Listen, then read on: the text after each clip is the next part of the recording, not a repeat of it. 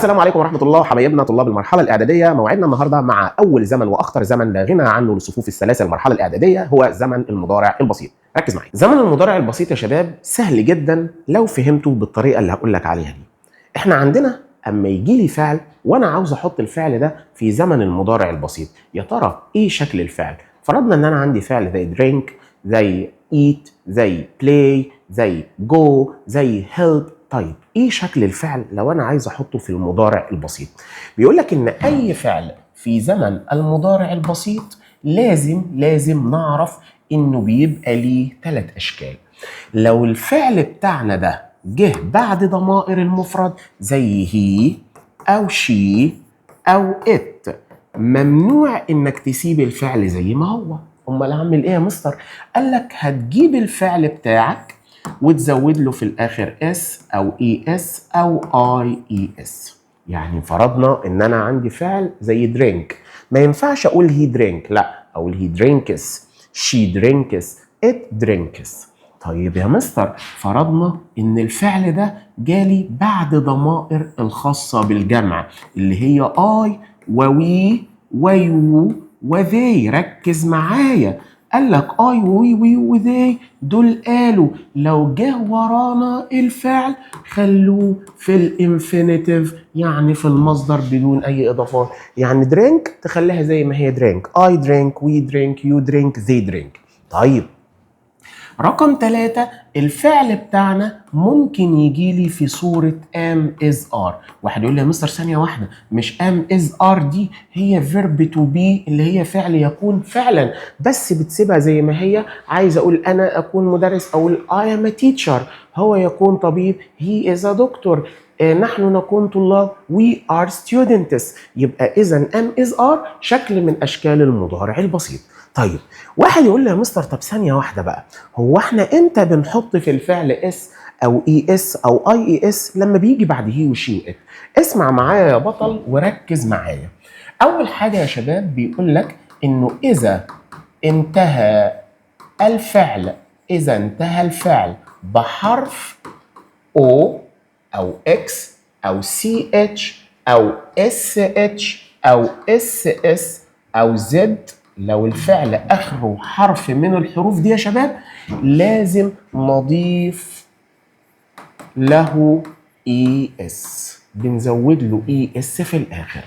فرضنا ان انا عندي الجملة بدأت لي بحاجة مفرد، بدأت به، بدأت بشي، بدأت بإت، بدأت بعلي، بدأت بذا جيرل، اي حاجة مفرد. لو انا بقى جالي فعل زي جو اخره او، في اللحظة دي اقول he goes. طيب فرضنا ان جالي الفعل بتاعي اخره اكس زي فيكس يصلح، يبقى لازم اقول he fixes. فرضنا انه جالي الفعل اخره سي اتش زي watch، اخره سي اتش يبقى لازم اقول she watches. فرضنا ان الفعل جالي اخره اس اتش زي ووش يغسل، يبقى اقول she washes. فرضنا ان جالي الفعل اخره اس اس زي الفعل باس يمر او يعبر، يبقى لازم اقول passes. فرضنا انه جالي الفعل اخره زد زي الفعل كويز يختبر، يبقى لازم احط له اي اس يبقى كويزز. يبقى انت كده يا بطل عرفت امتى بتزود في الفعل اي اس. لازم الفعل يبقى اخر حرف فيه او او اكس او سي اتش او اس اتش او اس اس او زد. طيب واحد يقول لي يا مستر هو احنا امتى بنزود الاي اي اس؟ بيقول لك انه اذا انتهى الفعل بحرف الواي وقبلها حرف ساكن. لازم نعمل ايه بقى؟ قال لك بنحذف الواي ونضع اي اي اس. الله يا مستر الواي لازم يكون قبلها ساكن؟ طب معلش، هو ايه هي الحروف الساكنة وايه هي الحروف المتحركة؟ الحروف المتحركة A E I O U دول المتحركين، الباقي بقى كله ساكن. طيب فرضنا ان انا عندي فعل زي الفعل مثلا study، بص كده معايا، اخره واي وقبلها حرف الدي ساكن لانه مش من الحروف دي. فرضنا ان الفعل استادي ده جه بعد هي او جه بعد شي او جه بعد اس. انت قلت لي يا مستر لازم احط اس او اي اس او اي اس. قال لك في اللحظه دي هتمشي الواي وتحط اي اي اس، تبقى ستاديز بالشكل ده. عندي كراي يبكي، اخرها حرف الواي بس قبلها حرف الار ساكن. اعمل ايه يا مستر لو كراي جت بعد هي وشي وات؟ قال لك لازم نمشي الواي ونحط اي اي اس، يبقى نقول شي كرايز اخرها اي اي اس. طيب يا مستر بقى لو انا لقيت الفعل بتاعي اخره واي وقبلها حرف متحرك، زي الايه بلاي او ستاي، اعمل ايه يا مستر في اللحظه دي؟ قال لك في اللحظه دي مش هنعرف نمشي الاس، مش هنعرف نمشي الواي، هنحط الاس زي ما هي، يبقى بلايز ستايز زي ما هي. يبقى انت كده يا بطل عرفت دلوقتي امتى بتزود في الفعل اس او اي اس او اي اي اس. طيب جميل جدا. طيب ما ناخد بقى امثله يا مستر. مثلا هقول هي درينكس. شفت بقى هنا درينك دي فعل لا اخره او ولا اكس ولا اي ولا اس اتش ولا اس اس ولا الكلام ده، يبقى ياخد اس عادي، هي درينكس تي. انما هنا اقول اي درينك تي. انما هنا يا شباب اقول هي is happy. he is happy كده مضارع بسيط، لان am is are لوحدها تعتبر مضارع بسيط من غير ما يجي وراهم اي ان جي، عشان لو جه وراهم فعل في اي ان جي يبقى ده مضارع مستمر، ولسه هناخد الزمن ده فيما بعد. طيب المضارع البسيط يا مستر باشكاله الجميله ده بيعبر عن ايه؟ قال لك بيعبر رقم واحد عن حقيقه علميه ثابته. حقيقه علميه ثابته يعني اي حقيقه علميه انت بتدرسها في العلوم بتاعتك او في اي ماده علميه عاوز تقولها بالانجلش لازم تستخدم المضارع البسيط. ازاي يا مستر؟ يعني مثلا ان الشمس بتشرق من الشرق، دي حقيقه علميه. الميه بتغلي عند 100 درجه مئويه، دي حقيقه علميه. الارض تدور حول الشمس، دي حقيقه علميه. كل الجمل دي لو انا عايز اقولها بالانجلش لازم استخدم المضارع البسيط. يعني تعال نشوف مثلا المثال ده. اقول لك مثلا the sun، الشمس the sun rises بترتفع او بتشرق in the east في الشرق. دي جملة حقيقة علمية واستخدمنا المضارع البسيط. ادي مع المفرد زودنا اس او اي اس او اي اس. برضو نفس الكلام اقول water boils يعني الماء بيغلي at 100 degrees Celsius عند 100 درجة مئوية، حقيقة علمية. ادي ووتر مفرد الفعل واخد اس. ممكن برضو اقول يا جماعة metals expand by heating يعني المعادن تتمدد بالتسخين. طبعا دي حقيقة علمية. metals expand مضارع بسيط علشان ميتالز جمع الفعل وراها جاي في المصدر. طيب هل بس كده؟ لا، كمان المضارع البسيط يا شباب بيقول لك بيعبر عن عادة متكررة الحدوث. عادة متكررة الحدوث. ازاي يا مستر عادة متكررة الحدوث؟ انا يا جماعة بروح النادي كل يوم جمعة، يبقى دي عادتي. تيجي الجمعة أروح النادي. بروح أزور جدي وجدتي في نهاية الأسبوع. يجي نهاية الأسبوع لازم أروح أبات عند جدي وجدتي، يبقى دي عادة متكررة الحدوث. يبقى لازم أستخدم المضارع البسيط. يعني يا جماعة أقول I go to the club. أنا أذهب إلى النادي on Fridays يعني في أيام الجمعة، مش جمعة واحدة، ده كل جمعة. ممكن برضه أقول he visits his grandparents يعني هو يزور أجداده every weekend كل نهاية أسبوع. يبقى في اللحظة دي عرفت إن كل نهاية أسبوع بيروح يزور أجداده، يبقى دي مضارع بسيط. مع المفرد بص حطينا في الفعل اس، ومع الجمع لأن أي بنعملها معاملة الجمع حطينا الفعل في المصدر. طيب بعد كده هنتعرض لحاجة اسمها الكلمات الدالة على زمن المضارع البسيط. الكلمات الدالة على زمن المضارع البسيط. وعايز اقول لك بقى على حاجة، الكلمات الدالة دي احنا بنعتبرها أمارة. أمارة إزاي؟ تشوفها تاخد مضارع بسيط. ايه هم الكلمات اللي اول ما اشوفهم اظبط الفعل مضارع بسيط، مع المفرد احط له اس او اي اس او اي اس، مع الجمع اخليه فعل في المصدر، او ممكن يبقى ام از ار. ركز معايا. عندي اول كلمه كلمه always، كلمه usually، كلمه often، كلمه sometimes، كلمه never، كلمه hardly ever، وكلمة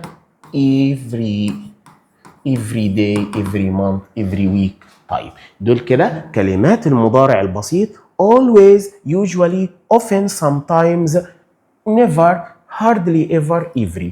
always معناها دائما، usually معناها عادة، often معناها غالبا، sometimes معناها أحيانا، never يعني أبدا أو مطلقا، hardly ever بالكاد يعني بصعوبة، every يعني كل. منين ما تشوف كلمة من دول في الجملة جملتك مضارع بسيط. طيب يعني مثلا اما يجيب لي جملة زي دي ويقول لي he always not sleep early. تعال نصلح الفعل اللي بين قوسين ده. الفعل ده غلط. ليه يا مستر غلط؟ هقول لحضرتك على حاجة. أولا إحنا لقينا كلمة always. كلمة always كلمة من كلمات المضارع البسيط. طيب تمام، هنحط ايدنا كده عليها ونقول لها خلاص احنا مسكناكي وعرفنا منك ان الجمله مضارع بسيط. هنبص بقى الجمله بادئه بايه؟ مع هي وشي وات لازم الفعل ده يتحط له اس او اي اس او اي اي اس. طبعا سليب لا اخرها او ولا اكس ولا اس اتش ولا اس اس عشان احط لها اي اس، ولا اخرها واي وقبلها حرف ساكن، يبقى ده فعل طبيعي عادي ناخد اس على طول، يبقى سليبس. طيب فرضنا انه جاب لي جمله زي دي كده: she never not watch squash matches. يعني هي ما بتشوفش ابدا ماتشات الاسكواش او بطولات الاسكواش او مباريات الاسكواش. طبعا نيفر من كلمات المضارع البسيط، هحط ايدي كده عليها امسكها. لقينا كلمه نيفر، خلاص يبقى انت كده مضارع بسيط جايه تعرفيني همسك الجمله بادئه بايه؟ بادئه بهي او بشي او بات، اذا لازم الفعل ده يتحط له اس او اي اس او اي اس، يبقى المفروض اقول واتشز بالشكل ده، لان اخرها سي اتش يبقى لازم احط في الفعل اي اس. فقره الحل على الجزئيه اللي احنا شرحناها هتثبت لك المعلومه اكتر. السؤال الاول بيقول my brother usually not to school on foot it's his habit. طبعا حضرتك شايف كلمه هنا كلمة usually من كلمات المضارع البسيط. احنا قلنا بنعمل ايه؟ بنحط ايدنا على الكلمة. خلاص عرفنا منك، شكرا انت عرفتينا ان الجملة مضارع بسيط. هبص على اللي قبلها. my brother ده مفرد، يبقى مع المفرد لازم ازود في الفعل اس او اي اس او اي اس، يبقى برافو عليك الاجابة هتبقى جوز. طيب I think boys not faster than girls. دي حقيقة. انا بعتقد ان الولاد دايما بتجري اسرع من البنات. فعلا لو عملنا سباق بين ولد وبنت الولد هيجري اسرع، قوته الجسمانيه افضل واقوى، عشان كده دي تعتبر حقيقه. اذا استخدم المضارع البسيط. طب يا مستر هنا دلوقتي بويز جمع بالظبط كده، يبقى لازم تستخدم مع الجمع الفعل في المصدر، يبقى run. طيب who often not you when you are in trouble. من يساعدك؟ من الشخص الذي يساعدك عندما تكون في مشكلة؟ هو دي بتسأل عن شخص عاقل بيقوم بمساعدتك. often كلمة من كلمات المضارع البسيط، هحط ايدي عليها علشان عرفت منها ان الجملة كده مضارع بسيط. هو حد مفرد، من الشخص يبقى هنعتبر هو دي بمثابة اسم مفرد يا شباب، بسأل عن الشخص اللي بيساعدك. طب يا مستر اعمل ايه؟ قال لك طالما لقينا مفرد يبقى لازم نحط في الفعل هنا اس او اي اس او اي اس، يبقى لازم اقول هو helps you.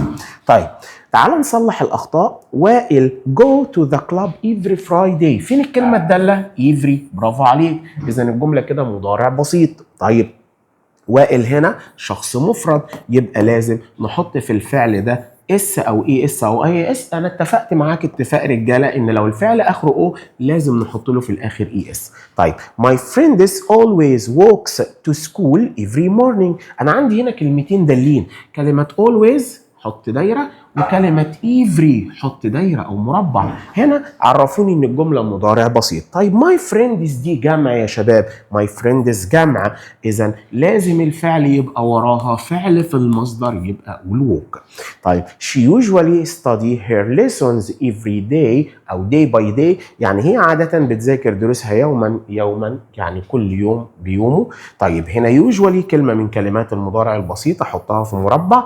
لقيت الجمله بادئه بشي، يبقى لازم ازود في الفعل اس او اي اس او اي اس. طبعا study خلي بالك اخرها واي وقبلها حرف ساكن، بنحذف الواي ونحط اي اي اس، يبقى اقول she usually studies her lessons day by day. ندخل على النفي في المضارع البسيط. بيقول لك ان المضارع البسيط النفي ليه 3 اشكال برضو. ازاي يا مستر؟ قال لك لو لقيت الجمله بادئه بحاجه مفرد زي هي او شي او ات، فاكر احنا كنا بنقول الفعل بعدهم بيبقى شكله ايه؟ يا مستر فاكر، الفعل بيبقى اخره اس او اي اس او اي اي اس. برافو عليك. انت عارف بقى لو عاوز تنفي تعمل ايه؟ تيجي حاطط doesn't وزائد المصدر، يعني هنطير الاس او الاي اس او الاي اس. ازاي يا مستر؟ ما ناخد مثال مثلا. بص معايا المثال ده، اما يجي يقول لي he runs fast، يعني هو بيجري بسرعه. عاوز انفي الجمله دي، يبقى لازم اقول he doesn't run fast. شفت عملنا ايه؟ قلنا doesn't run، لازم مع المفرد نحط doesn't زائد المصدر. he doesn't run fast. اوعى تسيب الاس او الاي اس او الاي اس. احنا بنقول كده يا شباب doesn't بتدخل تاكل الاس او الاي اس او الاي اس، ما بتقبلش معاها فعل في اس او اي اس او اي اس، لازم تاخد بعدها الفعل في المصدر. طب يا مستر فرضنا بقى ان انا لقيت الجمله بادئه بحاجه جمع، اللي هو I ووي ويو وذي. مش احنا اتفقنا معاك يا مستر ان دول بياخدوا وراهم الفعل في المصدر بدون اي اضافات؟ طب انا بقى عاوز انفي. قال لك تنفي بكلمه دونت زائد المصدر. دول بيتنفوا بدونت زائد المصدر. يعني مثلا اما اقول I sleep early، انا بنام بدري. ماشي، عاوز اقول انا ما بنامش بدري، اقولها ازاي؟ اقول I don't sleep early، انا لا انام مبكرا. I don't sleep early، يبقى انت كده نفيت. don't و doesn't لازم يجي وراهم الفعل في المصدر. طيب يا مستر انت قلت لي ان فيه am و is و are، هو ازاي انفيهم؟ دول انت خدتهم زمان مع verb to be. قلنا am لو انت عاوز تنفيها كل اللي حضرتك هتعمله هتحط نقط amn't isn't aren't. وان شاء الله اما تكبر شوية هتعرف ان المضارع البسيط المفرد والمضارع البسيط في الجمع ممكن ننفيه بنيفر، بس نيفر دي يا شباب بقى لا تؤثر على الفعل. ازاي؟ يعني مع المفرد انت عارف ان الفعل بياخد اس او اي اس او اي اي اس. سيبها زي ما هي. ليه؟ لان نيفر قالت سيبوني مع الاس او الاي اس او الاي اس. شايف هي رانز فاست دي ممكن انفيها بشكل تاني، اقول هي نيفر، مش هستخدم doesn't بقى، هقول هي نيفر runs fast. he never runs fast، هو لا يجري بسرعة أبدا. شفت نيفر نفت بس ما حركتش الاس او الاي اس او الاي اس من مكانها، انما doesn't بتاكل الاس او الاي اس او الاي اس. طيب يا مستر مع الجمع احنا كده بناخد الفعل في المصدر يا مستر. مع الجمع احنا بناخد دايما الفعل في المصدر. بناخد الفعل في المصدر. نيفر قالت سيبولي برضو زي ما هو المصدر. يبقى بالبلدي كده يا شباب نيفر لا تؤثر على شكل الفعل مطلقا. يعني شايف I sleep early ممكن انفيها اقول I never sleep early، يبقى انا خليت المصدر زي ما هو وخليت الاس زي ما هي. يبقى انت كده دلوقتي عندك 3 طرق للنفي، مع المفرد doesn't زائد المصدر، مع الجمع don't زائد المصدر، وممكن تنفي المفرد والجمع بنيفر بس بتخلي الفعل زي ما هو لا تؤثر عليه خالص. مع المفرد سيب الاس والاي اس والاي اس، مع الجمع سيب المصدر، وام واز وار بيتنفوا بوضع نط بعدهم. طيب تعال نحل على فقره النفي دي يا شباب كده سريعا. السؤال الاول بيقول لك هالة not to work she drives her car. بيقول لك هالة يا ترى doesn't walk ولا walks ولا walked ولا don't walk؟ ينفع اقول هالة بتمشي الى عملها هي بتسوق سيارتها؟ لا، هالة لا تمشي. لا تمشي هنا يبقى انا عاوز هنا نفي يا جماعه، عايز اقول لا تمشي. هالة لا تمشي إلى عملها. طب هالة دي مفرد يا شباب، يبقى المفرد يا مستر doesn't زائد المصدر. ما ينفعش أقول don't، لا ده don't دي مع الجمع اوعى تنسى. طيب women not to speak about their age، يعني النساء. طبعا women دي جمع woman يبقى ده اسم جمع. النساء ما بتحبش تتكلم عن عمرها، يعني ما فيش واحدة ست تقول لك عمرها الحقيقة دي بتتكسف. يبقى النساء لا تحب. لا تحب أنا عاوز هنا أقول لا تحب، يبقى هنا نفي. خلي بال حضرتك هنا women جمع يبقى لازم ناخد don't like. طيب I will have meat، أنا سوف أتناول اللحم، أنا هاكل لحمة. I not a chicken، طالما قلت لك أنا هاكل لحمة يبقى أنا مش بحب الفراخ. لا أحب، أنا عاوز أقول لا أحب. طبعا I بتتعامل معاملة الجمع يبقى لازم أقول I don't like. طيب تعال نصلح الفعل اللي بين قوسين. هاني not watch TV for too long every day. هاني لا يحب يشاهد التلفزيون لوقت طويل كل يوم. طبعا هنا نط الراجل عاوزك تعمل نفي. طبعا هاني مفرد واحنا عارفين ان المفرد نفيه doesn't، يبقى هقول هاني doesn't watch. doesn't جاي وراها المصدر اهو يبقى doesn't watch. طيب هنا my cousins دي جمع يا شباب، اذا انا عرفت كده ان طالما جمع يبقى مش هنفي ب doesn't. امال بننفي ازاي يا مستر؟ بننفي ب don't اوعى تنسى. I like tea but I always drink coffee. طبعا هنا يبقى المفروض اقول انا ما بحبش الشاي ولكن انا دايما بشرب القهوة. يبقى المفروض اقول I don't like tea but انا ما بحبش الشاي يا جماعة، ولكن لان كلمة but ولكن دي طالما جاي وراها اثبات يبقى قبلها النفي، ولكن انا بحب اشرب القهوة اكثر. كده احنا خلصنا النفي، بقى لنا حاجة واحدة بس في المضارع البسيط، ازاي تعمل سؤال. السؤال في زمن المضارع البسيط، ودي تعتبر اخر محطة في زمن المضارع البسيط علشان تبقى عرفت الاثبات ازاي، النفي ازاي، السؤال ازاي. بص يا شباب، احنا دايما في المضارع البسيط ماشيين مفرد وجمع، مفرد ليه حاجاته والجمع ليه حاجاته. تعالى كده مع بعض نراجع المفرد. يا مستر انا فاكر ان المفرد اي حاجه مفرد زي هي او زي شي او زي ات او اي اسم مفرد. حضرتك قلت لنا في الاثبات ان مع الفعل لازم ازود اس او اي اس او اي اس، وحضرتك قلت لنا في النفي ان احنا ممكن ننفي ب doesn't زائد الفعل في المصدر. طيب في السؤال لو انا جات لي حاجه مفرد وعاوز اعمل سؤال، قال لك هتحط قبل هي وشي وات كلمه does، يعني هتقول does he does she does it ووراهم لازم تجيب المصدر. انا عاوزك تعرف حاجه في حياتك كده كلها، اول ما تلاقي does و doesn't do و don't وفي الماضي هناخد did و didn't، الست حاجات دول لازم منين ما تشوفهم تاخد المصدر يا مستر. لازم المصدر. طيب شفت هنا احنا بدأنا ب does، اقول does he like does she drink does it run، لازم تاخد الفعل في المصدر. بص معايا المثال ده، تعالى نقوم بالثلاث عمليات مرة واحدة. he runs fast، احنا لسه كاتبين المثال ده في النفي، he runs fast عاوز انفيه. سهل جدا النفي يا مستر، ان هقول he doesn't، يبقى هقول he doesn't run fast، يبقى انا كده عملت النفي، هو لا يجري بسرعة. طب انا يا مستر عاوز بقى اعمل سؤال، اعمل ايه بقى؟ هقول does he run fast. شفت عملنا ايه؟ يدوب مع هي حطينا قبلها does، وdoes عايزة وراها الفعل في المصدر، يبقى does he run fast. طب يا مستر مع الجمع، تعالى كده نراجع أساليب الجمع.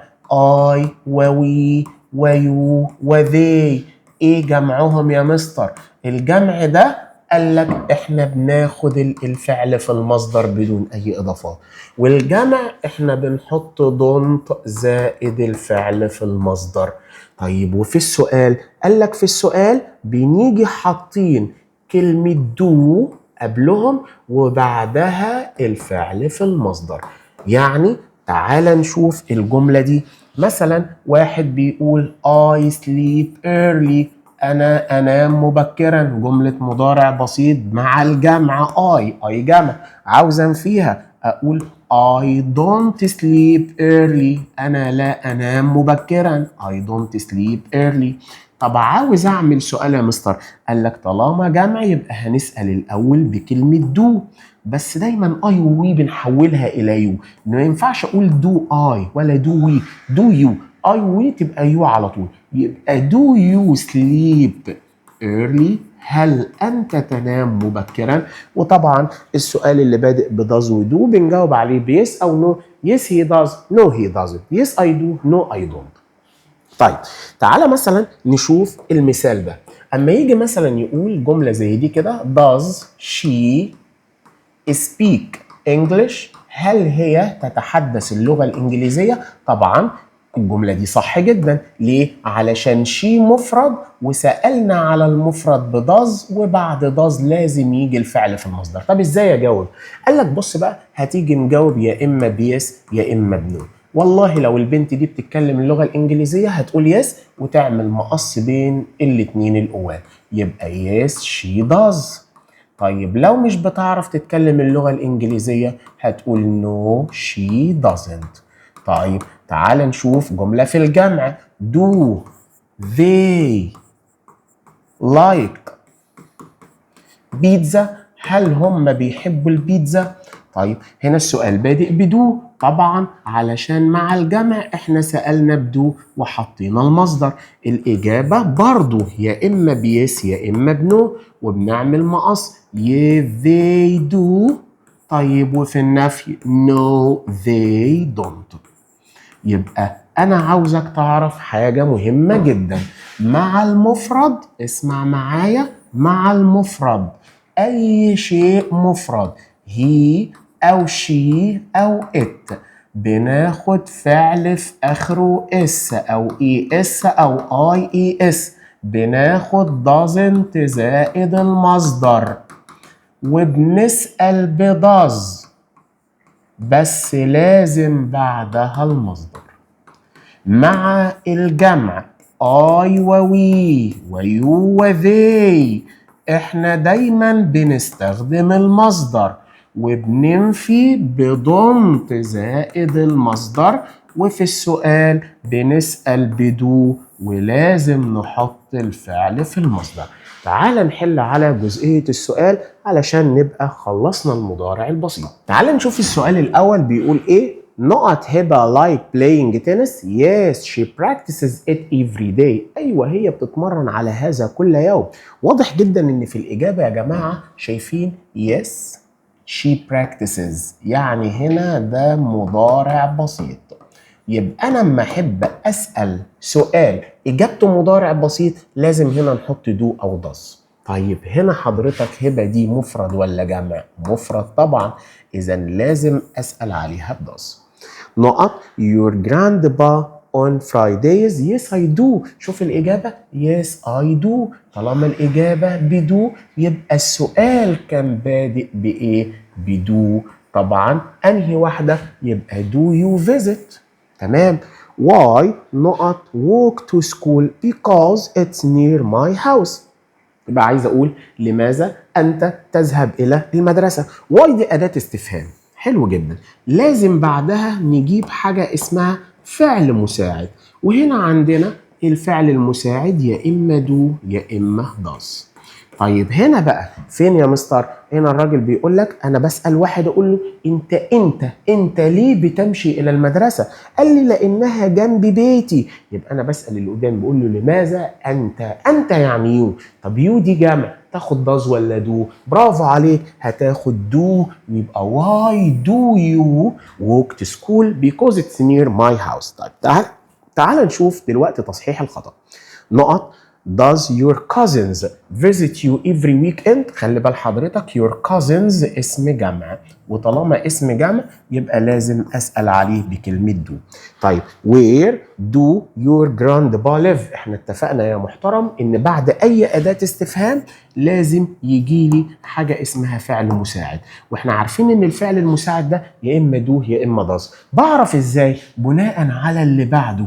your grandpa يعني جدك، حاجة مفرد، يبقى هنا يبقى where does مش do، لأن do مع الجمع، إنما your grandpa حاجة مفرد تاخد معاها does. how he does، طبعا احنا لسه قايلين إن بعد أي أداة استفهام لازم يجي الأول الفعل المساعد وبعد كده الفاعل، يبقى المفروض أقول does الأول وبعد كده he، يبقى how does he. كده احنا خلصنا زمن المضارع البسيط، انتظرنا مع الزمن الثاني. دلوقتي جاب دور على زمن الماضي البسيط، أقوى زمن في اللغة الإنجليزية ولا غنى عنه في الصفوف الأولى والثاني والثالث الإعدادي وفي كمان في الصفوف الثانوية. إيه هو الماضي البسيط؟ بيقول لك إن زمن الماضي البسيط بيتكون من حاجة اسمها التصريف الثاني للفعل. تعال نتعرف مع بعض على التصريف الثاني للفعل. طيب بص يا شباب معايا، هو يعني ايه يا مستر الاول التصريف الثاني للفعل؟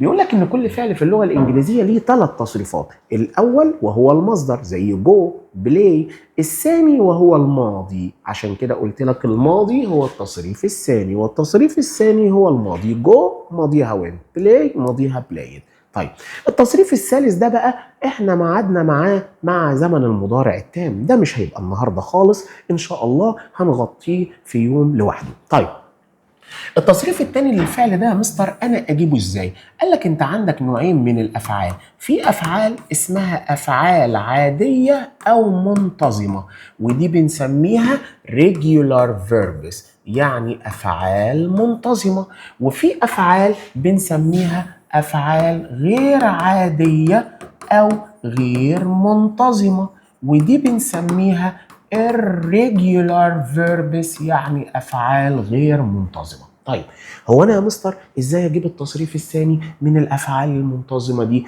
قال لك اسمع، شوف من اسمها منتظمه يعني فيه نظام في حياتها. قال لك بنزود في الفعل في الاخر دي او اي دي او اي اي دي. طيب يا مستر خلينا مع بعض، هو انا امتى بحط الدي، امتى بحط الاي دي، امتى بحط الاي اي دي؟ بيقول لك انك لو لقيت الفعل اخره حرف الاي لازم تزود الدي.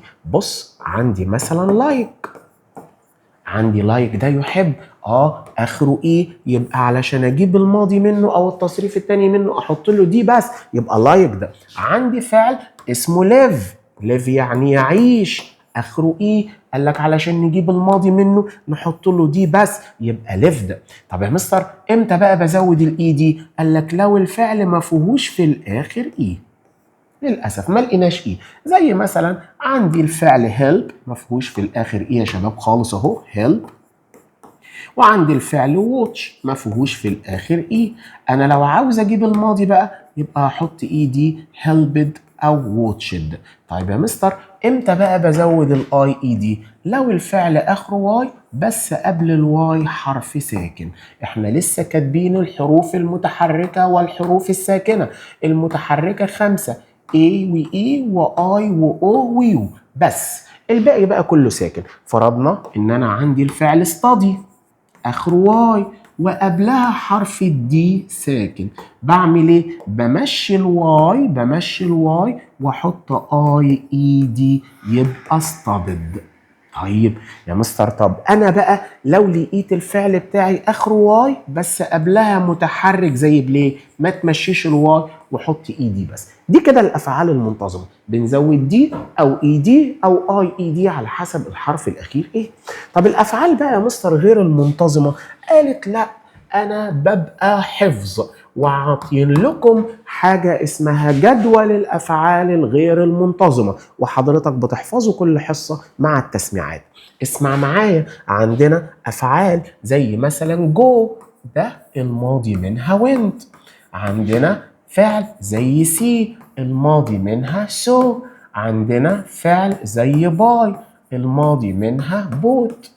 عندنا فعل زي eat، الماضي منها ate. عندنا فعل زي drink، الماضي منها drank. عندنا فعل زي come، الماضي منها came. عندنا فعل زي drive، الماضي drove، وهكذا. وأفعال كتير شاذة انت لازم تكون حافظهم من جدول التصريفات بالظبط. طيب ندخل بعد كده على النقطة الأخطر، اسمها الكلمات الدالة على الماضي البسيط. الكلمات الدالة على زمن الماضي البسيط. احنا اتفقنا يا شباب ان الكلمات الدالة بتبقى بمثابة أمارة، من اما تشوفها تعرف ان الجملة ماضي بسيط. مين يا مستر الكلمات اللي بيعرفون ان الجملة ماضي بسيط؟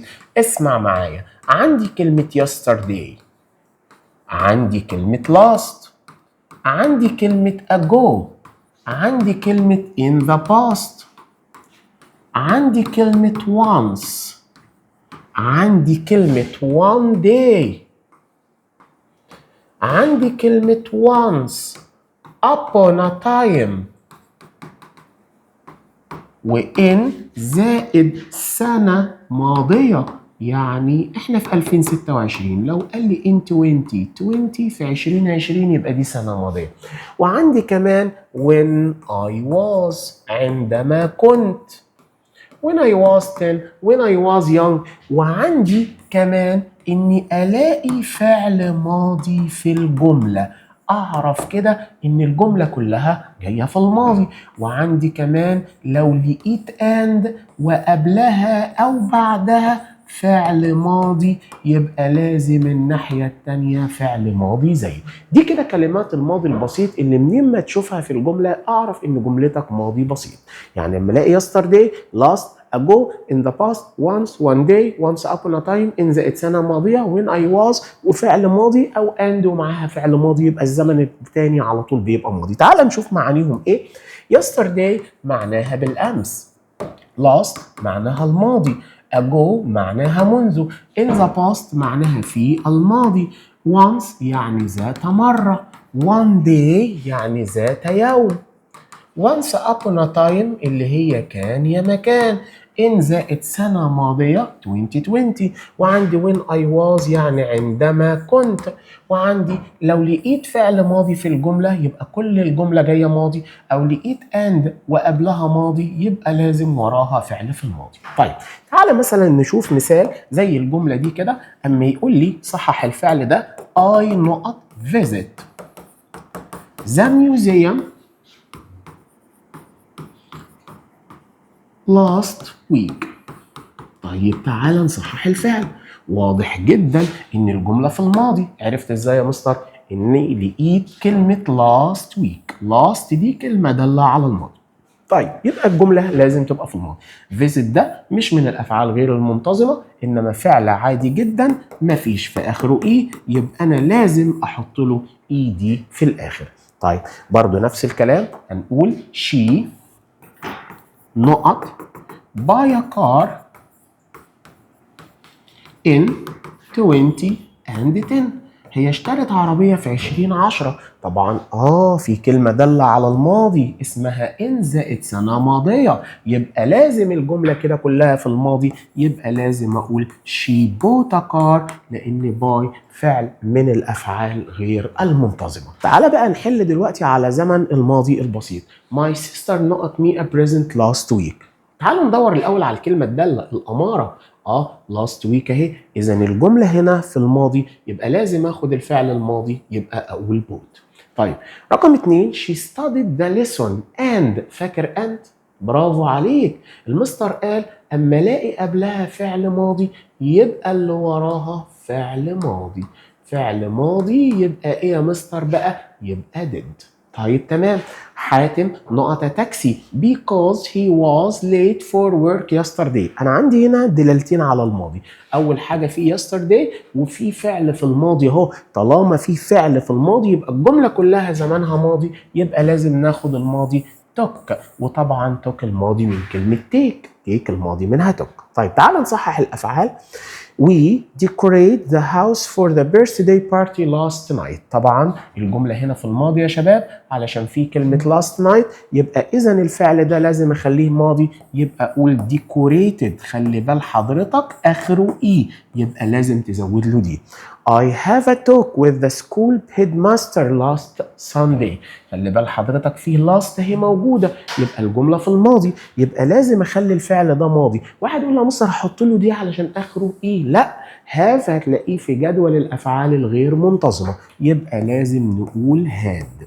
طيب I go to London in 2023. أنا ذهبت إلى لندن في 2023. طبعا في ان زائد سنه ماضيه، يبقى الجمله في الماضي. الماضي من جو، طبعا انت عارف ان هو فعل شاذ، يبقى لازم اقول went. طيب كده احنا اتعرفنا على الماضي البسيط وكلماته الداله. تعال نشوف دلوقتي ازاي اعمل نفي في زمن الماضي البسيط. فرضنا ان انا لقيت كلمه داله على الماضي البسيط زي yesterday, last, ago, in the past, in زائد سنه ماضيه، when I was, once, one day، الحاجات اللي احنا لسه كاتبينها من شويه دي. انا ازاي احول الجمله الى النفي؟ خلي بال حضرتك النفي في الماضي البسيط بيبقى بكلمه didn't زائد الفعل في المصدر. ايه يا مستر ده؟ didn't زائد المصدر. ما يهمكش بقى ان هنا حاطط لك yesterday او last او ago او الكلام ده. منين ما تظهر معاك didn't تاخد الفعل في المصدر بدون اي اضافات. didn't زائد المصدر مباشره. طيب تعالى مثلا نشوف جمله زي دي. اقول مثلا he went to school yesterday. هو ذهب إلى المدرسة بالأمس. الجملة دي مضارع ولا ماضي؟ طبعا الجملة دي ماضي. عرفت ازاي يا مستر ان الجملة دي في الماضي؟ علشان في yesterday كلمة دالة على الماضي وwent فعل في الماضي. طب أنا عاوز أنفي، أنا بقول هو ذهب إلى المدرسة بالأمس. هو عايز أقول هو لم يذهب، يبقى أقول he didn't go. didn't زائد المصدر، يبقى didn't go. he didn't go to school. هو لم يذهب إلى المدرسة yesterday بالأمس، يبقى هو ما راحش المدرسة امبارح. طيب تعال نشوف جملة تاني. أما يجي لي مثلا يقول لي I watched the match. أنا شاهدت المباراة. I watched the match yesterday. أنا شاهدت المباراة بالأمس. عاوز أحولها إلى النفي، يبقى لازم أقول يا شباب I بالظبط كده. أقول I didn't watch the match. أنا لم أشاهد المباراة. I didn't watch the match yesterday. أنا لم أشاهد المباراة بالأمس. يبقى أنت كده عرفت إنك بتنفي الماضي البسيط ب didn't زائد المصدر. عايز أقول لك معلومة زيادة ليك. الماضي البسيط ينفع يتنفي بكلمة never. إيه يا مستر ده؟ مش never دي إحنا خدناها مع المضارع البسيط، حتى بالأمارة قلت لي ما بتأثرش على الفعل بتاع اللي آخره اس أو اس أو اس، وما بتأثرش على الفعل اللي في المصدر. قال لك بتيجي برضو مع الماضي البسيط ولا تؤثر على الفعل. never نفي، ما بتأثرش على الفعل، بتخش على أي فعل تسيبه زي ما هو. يعني أنت عارف he went to school yesterday، معلومة ليك ممكن تنفي تقول he never went to school yesterday. I watched the match yesterday ممكن تقول I never watched the match yesterday. الاتنين صح. يبقى ممكن تنفي بدidn't زائد المصدر وده الأساس عندنا، أو ممكن تحط never قبل الفعل الماضي وتخليه زي ما هو. تعال نحل على جزئية الماضي البسيط في النفي. السؤال الأول بيقول لك أحمد نقط to the club he took a taxi.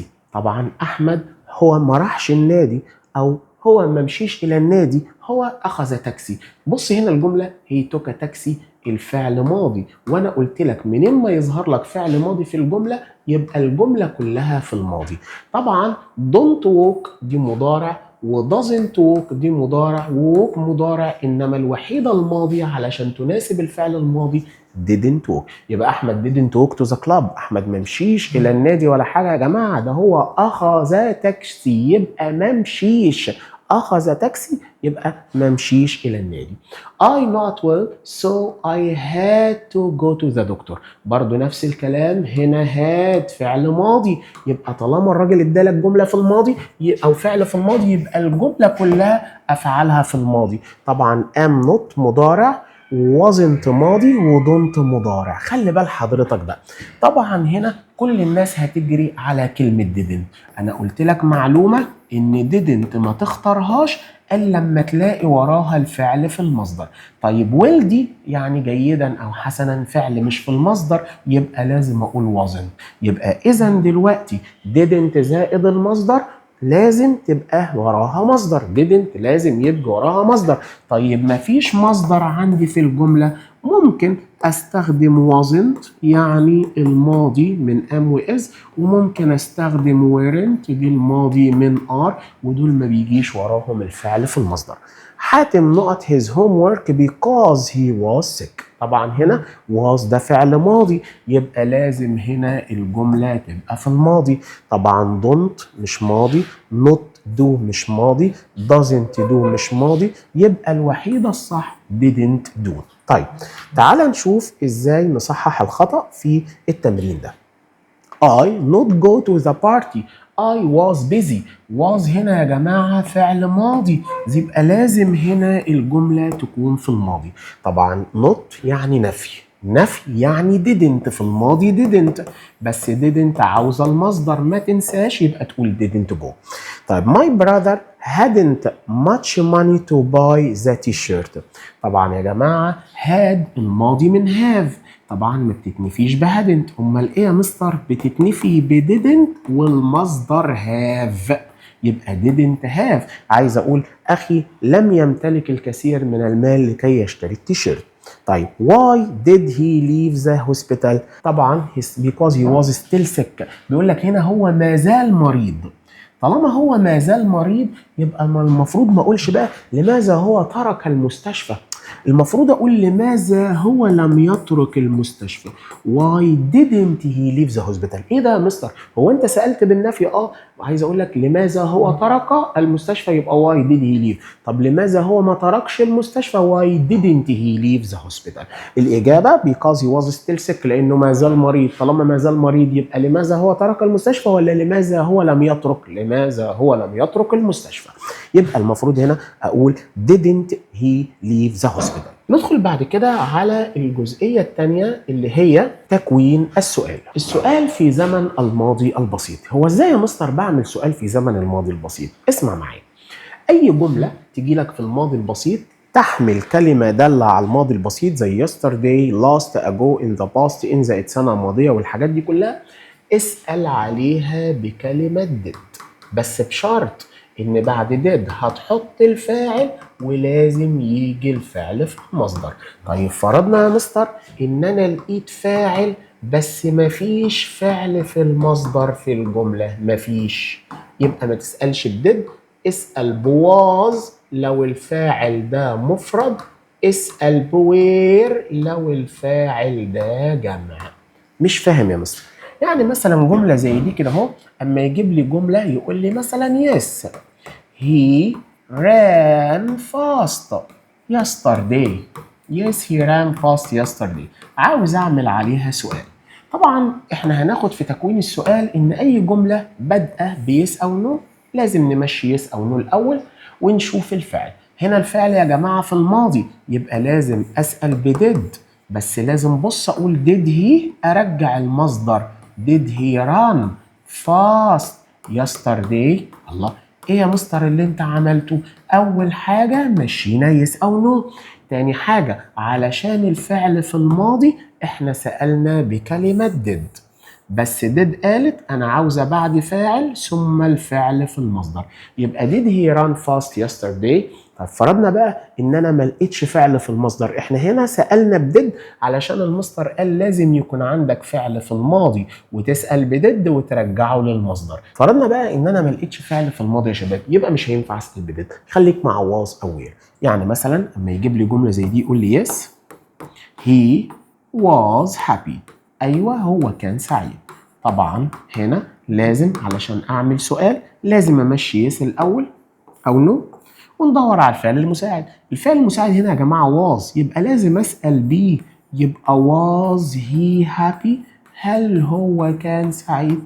يبقى انت كده سألت السؤال الصح. يبقى خلاصة الكلام يا شباب، علشان تعرف تعمل سؤال في الماضي صح، اما تلاقي كلمة دالة على الماضي في الجملة وتعرف ان جملتك في الماضي، اسمع، هتسأل بدid بس بشرط ان يكون معاك فعل في المصدر، وهتسأل بواز او بوير، بواز او بوير لو ما عندكش فعل في المصدر. شوف هنا was he happy ما عنديش فعل في المصدر، انما هنا سألنا بدid علشان لقينا المصدر اسمه ايه؟ run. ازاي نعمل سؤال في زمن الماضي البسيط؟ السؤال الاول بيقول لك نقط عبير see here doctor when she was sick. لازم الاول احدد الجمله مضارع ولا ماضي.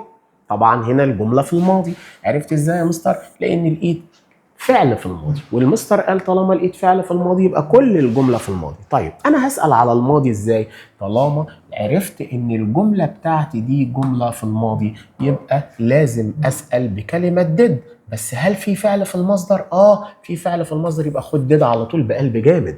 طيب هنا نقط that boy yesterday، طبعا هنا في yesterday كلمه داله على الماضي، يبقى المستر قال لما تحب تسال على الماضي تسال بدid بس لازم يكون مصدر، ولو ما فيش مصدر خد was ووير. طبعا هنا الجمله هنا فيه مصدر اهو، يبقى did you buy. السؤال رقم 3 when not your father returned from London، الإجابة last Saturday. طبعا واضح جدا ان الجملة هنا فيها كلمة دالة على الماضي، يبقى انا كده بسأل على الماضي. طبعا when أداة استفهام لازم يجي وراها فعل مساعد، طبعا هنا did، بس فين المصدر يا مستر؟ ادي المصدر اهو، لان did لازم يجي وراها الفعل في المصدر. طيب تصحيح الخطأ، السؤال الأول بيقول لك not does she visit you a week ago. طبعا الجملة هنا يا جماعة فيها كلمة دالة على الماضي اسمها ago، يبقى لازم أسأل بكلمة بتاعت ماضي. ايه هي يا مستر؟ دو ولا داز ولا ديد؟ برافو عليك، احنا ما بنسألش بداز، بنسأل بكلمة ايه يا شباب؟ بنسأل بكلمة ديد. Where do you find the book you needed yesterday؟ طبعا خلي بال هنا حضرتك في yesterday كلمة دالة على الماضي، يبقى لازم اقول where did you find the book you needed yesterday. How she solved that problem alone last week. هنا في كلمة last week كلمة دالة على الماضي، يبقى هقول how did he solve the problem alone last week. كده احنا خلصنا زمن الماضي البسيط. دلوقتي بقى معادنا مع زمن الماضي المستمر. زمن الماضي المستمر انا بسميه من الازمنة التداخلية، بيدخل زمن مع زمن. خلي بالك معايا علشان تفهموا صح الصح. عندنا زمن الماضي المستمر يا شباب بيتكون من was أو were بعدها الفعل في ing. ده تكوين زمن الماضي المستمر، was were بس بعدهم يجي فعل في آخره ing. طب يا مستر معلش، هي was بتيجي مع إيه؟ أنت حضرتك عارف إن was مخصصة للمفرد زي I وهي وشي وإت. I وهي وشي وإت بتاخد معاها was. طيب where قالت أنا مخصصة للجمع زي we أو you أو they أو أي اسم جمع. طب يا مستر، هو أنا إمتى بستخدم الماضي المستمر؟ رقم 1 بنستخدم الماضي المستمر يا شباب عند ذكر وقت محدد في الماضي داخل الجملة. ركز معايا في اللي أنا بقوله، عند ذكر وقت محدد في الماضي داخل الجملة. مش فاهم يا مستر، يعني ايه ذكر وقت محدد في الماضي داخل الجملة؟ بص معايا المثال ده. I watch TV yesterday at 5 o'clock. امبارح الساعة 5. واحد يقول لي يا مستر انا الجمله دي سهله، الجمله دي فيها yesterday وانت اديتني زمن الماضي البسيط من كلماته الداله كلمه yesterday، يبقى انا هصحح الفعل ده واقول watch. غلط غلط غلط. ليه يا مستر؟ انت عارف كنت امتى تقول watch؟ لو yesterday بس مفيش بعدها حاجه، انما yesterday at 5 o'clock ده وقت محدد في الماضي. امبارح الساعة 5، امبارح الساعة 5 ده وقت محدد في الماضي، يبقى لازم تستخدم الماضي المستمر. I تاخد was وبعدها تحط في الفعل ing، يبقى I was watching TV yesterday at 5 o'clock. يبقى هنا yesterday at 5 o'clock ده اسمه وقت محدد في الماضي. ممكن بقى يقول لك yesterday morning امبارح الصبح وقت محدد في الماضي، yesterday evening امبارح بالليل وقت محدد في الماضي، yesterday at 7، yesterday at 10. إذا طالما الراجل ذكر لك وقت محدد في الماضي يبقى لازم نستخدم زمن الماضي المستمر. رقم 2، إذا جاء في الجملة كلمة all زائد كلمة دالة على الماضي. الله، إيه يا مستر الكلام ده؟ اسمع معايا وركز علشان نغطي الماضي المستمر بكل تفاصيله. إذا جاء في الجملة كلمة all دي معناها طوال زائد مدة، وبعد كده كلمة دالة على الماضي. ازاي يا مستر؟ يعني مثلا جملة زي دي يا شباب اقول I was studying، انا كنت بذاكر all night طوال الليل yesterday امبارح. شفت؟ استخدمنا الماضي المستمر علشان لقينا كلمة all زائد مدة مع كلمة دالة على الماضي. رقم 3، بنستخدم الماضي المستمر إذا كان هناك حدث مستمر في الحدوث وقطعه حدث آخر. يعني إيه يا مستر بقى إذا كان هناك حدث مستمر في الحدوث وقطعه حدث آخر؟ حدث كان شغال مستمر، أنا كنت بذاكر مستمر في المذاكرة، فجأة النور قطع، يبقى في حدث دخل على حدث. أنا كنت مستمر في المذاكرة في أمان الله، فجأة الكهرباء قطعت، يبقى الحدث وقف التاني كده، يبقى هنا اسمه الماضي المستمر. لازم استخدم الماضي المستمر في اللحظة دي. في اللحظة دي يا شباب بلاقي كلمات تدل على الماضي المستمر. عندي كلمة اسمها while، وكلمة اسمها as، وكلمة اسمها just as. دول معناهم بينما، ودول قالوا احنا لازم يجي ورانا الجملة اللي ورانا تكون ماضي مستمر، وحضرتك عارف ان الماضي المستمر was وwere زائد الفيرب بلس ing، والناحية التانية لازم يكون ماضي بسيط اللي هو الفعل اللي اخره دي او ايدي او اي ايدي او الافعال الشاذة. يعني مثلا المثال ده while I was studying، بينما كنت أذاكر while I was studying، the light went out، يعني الكهرباء اتقطعت. the light went out. تعالى كده نشوف، ادي while اهي من كلمات الماضي المستمر. خلي بال حضرتك لازم الزمن اللي لازق فيها يكون ماضي مستمر. while I was studying ماضي مستمر، الناحية التانية the light went out ده ماضي بسيط. طيب تعال نشوف جملة تانية. أما يجي مثلا يقول لي just as they were playing، just as they were playing he fell down، هو وقع على الأرض. بص حضرتك while أو as أو just as حاجة واحدة، لازم يجي وراهم ماضي مستمر. were playing ده ماضي مستمر، الناحية التانية fell down ده ماضي بسيط، الماضي من فول فيل. طيب يا مستر هي while وas وجاست as ما ينفعش يجوا في الوسط معناهم بينما؟ عادي، ادي while وادي as وادي just as، حتى لو لقيتهم في الوسط لازم يجي وراهم هنا ماضي مستمر وقبلهم ماضي بسيط. يعني ينفع اقول يا جماعة I slept انا نمت، ماضي بسيط اهو. while I was reading بينما كنت أقرأ. بص هنا معايا while جاية في الوسط، وراها الماضي المستمر لازق وراها، جت في الأول جت في الوسط وراها الماضي المستمر. والناحية البعيدة عنها بتبقى ماضي بسيط. عايز اقول لك على حاجة كده ظريفة جدا. بص، while اللي فيها I دايما يجي وراها زمن الماضي المستمر اللي هو was و were زائد الفعل في اخره ing. شوف، ing مع بعض كده بيحبوا بعض. while و as و just as يجي وراها الماضي المستمر was were زائد الفعل في ing. طب يا مستر، هم دول الكلمات الدالة بس؟ لا، في واحدة تانية اسمها when. مالها when بقى؟ when دي يا جماعة معناها عندما. دايما بيجي بقى وراها الماضي البسيط، والناحية التانية الماضي المستمر. طب تعالى يا مستر فكرنا بالماضي البسيط. ايه هو؟ اللي هو الفعل اللي بينتهي بدي او اي دي او اي اي دي والافعال الشاذة او غير المنتظمة. والناحية التانية الماضي المستمر يا شباب اللي هو was were زائد الفعل زائد اي ان جي.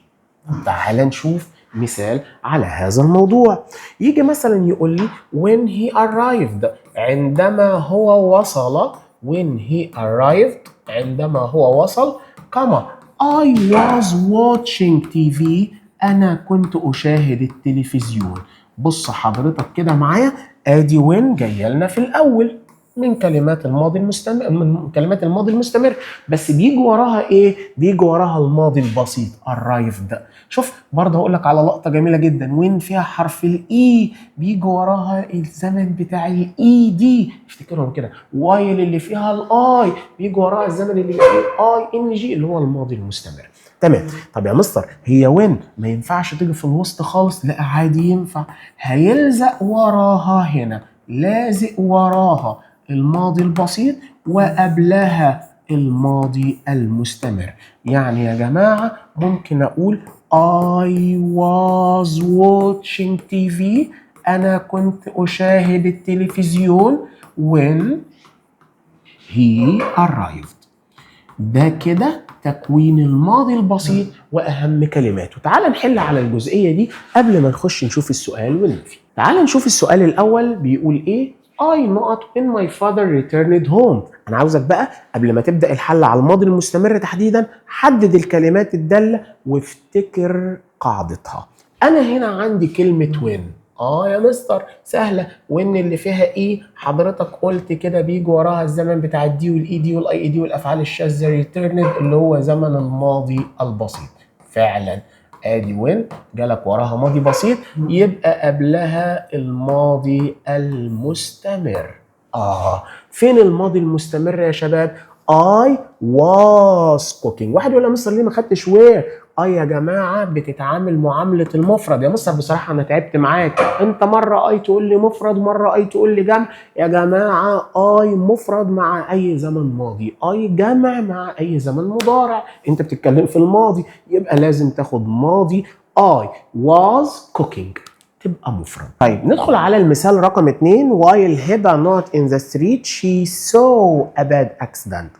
طبعا تعالى نفتكر قاعدة while دي لازم يجي وراها زمن الماضي المستمر، وحضرتك عارف ان الماضي المستمر was were زائد الفعل فيه ing. طبعا هبة مفرد يبقى لازم اقول while هبة was walking. طيب we not in the club when it started to rain. نمسك الكلمة الدالة كلمة when جاي وراها ماضي بسيط. تعالى كده نشوف ماضي بسيط فعلا started يبقى لازم يكون قبلها الماضي المستمر. يبقى we were playing while we were playing. طيب تعالى نصحح الخطأ. I do the homework at 8 p.m. yesterday. خلي بال حضرتك ده وقت محدد في الماضي 8 p.m. yesterday امبارح الساعة 8. يبقى لازم هنا استخدم الماضي الايه المستمر. طبعا I بتاخد was وهنحط في الفعل ده ing تبقى I was doing. while هنا اهي لازم يجي وراها ماضي مستمر يبقى while I was watching لان لازم يجي بعد while was were زائد الفعل في ing. when someone knock on the door we were sleeping. when طبعا عايزه وراها ماضي بسيط. when عايزه وراها هنا ماضي بسيط والناحيه الثانيه يكون ماضي مستمر. فعلا الماضي المستمر جاهز اهو يبقى لازم اقول when someone knocked on the door. كده احنا اشتغلنا على الماضي المستمر وعرفنا تكوينه وكلماته الدالة. طيب تعال نشوف دلوقتي بقى ازاي نعمل نفي في الماضي المستمر. طبعا احنا عرفنا ان الماضي المستمر يا شباب تكوينه was were وراها بنحط في الفعل ing. طب انا عاوز انفي بقى اعمل ايه يا مستر؟ هنقول wasn't او weren't وراها الفيرب في ing. كل اللي انت هتعمله هتحط not بعد was و were. طيب يعني انا قلت من شويه I was watching TV. I was watching TV. انا كنت اشاهد التلفزيون at 5 o'clock yesterday. امبارح الساعة 5. علشان هنا في وقت محدد في الماضي اهو. كل اللي انت عاوز تعمله علشان تعمل نفي تقول I wasn't watching TV. طيب تعال نشوف جملة مثلا في الجمع while we were reading the light went out.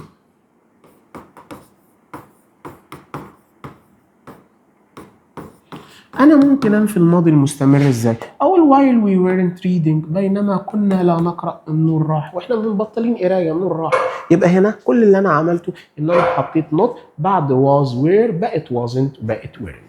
طيب تعال نحل على جزئية النفي في الماضي المستمر كده يا شباب. السؤال الأول why not doing your exercise when your mother entered the room. طبعا حضرتك شايف هنا كلمة when دي كلمة دالة على زمن الماضي المستمر. دايما يجي وراها ماضي بسيط. معلش انا كل شويه بكتب لك القاعده عشان تدخل في دماغك ما تطلعش تاني. الناحيه التانيه لازم يجي ماضي مستمر. طب فين الماضي المستمر يا مستر؟ احنا عارفين ان was were wasn't weren't زائد الفعل زائد ing. ادي الفعل في ing يبقى ناقصك weren't you. while كلمة من كلمات الماضي المستمر. طبعا لازم يجي وراها زمن الماضي المستمر. الناحية التانية الماضي البسيط. يبقى هنا while I was going home I met my friend رامي. طب ليه يا مستر ما قلتش where؟ لأن يا جماعة بتتعامل معاملة المفرد زي ما اتفقنا. They were watching TV they not the room. هنا خلي بالك they were watching TV هم يا جماعة كانوا بيتشاهدوا التلفزيون. معنى كده إن هم ما كانوش بينظفوا الأوضة. ما هم كانوا بيشاهدوا التلفزيون. إزاي هيشاهدوا التلفزيون وينظفوا الأوضة؟ هم كانوا بيشاهدوا التلفزيون ما كانوش بينظفوا. يبقى ما كانوش نافية. they جمع. طبعا يبقى لازم اقول weren't cleaning. واحد يقول له مستر طب ليه ما قلتش aren't cleaning؟ علشان يا جماعه هنا ماضي مستمر يبقى لازم زيه في الناحيه الثانيه ماضي مستمر. طيب هالة was watching TV because she was busy studying. هالة كانت بتتفرج على التلفزيون لأنها كانت مشغولة في المذاكرة. طبعا يبقى المفروض هالة ما كانتش بتتفرج على التلفزيون. طبعا was يبقى لازم اخليها wasn't. We not making noise when the teacher entered the classroom. هنا طبعا when كلمة دالة على الماضي المستمر جاي وراها اهو ماضي بسيط. يبقى الناحية التانية لازم يكون ماضي مستمر. طبعا هنا we هتاخد were. طب الراجل عاوزها منفية يبقى نقول we weren't making noise when the teacher entered the room. I didn't take my umbrella. أنا ما خدتش الشمسية بتاعتي. واضح هنا إن الجملة في الماضي يبقى لازم هنا تكون ماضي.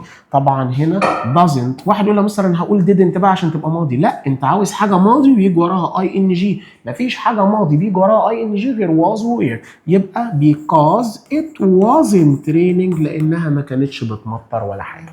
دلوقتي معادنا مع زمن المضارع المستمر. زمن المضارع المستمر زمن سهل وبسيط جدا بيعبر عن حاجة مستمرة في وقت الكلام. يعني وانا بتكلم دلوقتي انت مثلا بتتفرج على الموبايل، انت بتتفرج على التلفزيون، انت بتكتب، انت بتسمع، يبقى انت مستمر في الحاجة اثناء وقت الكلام.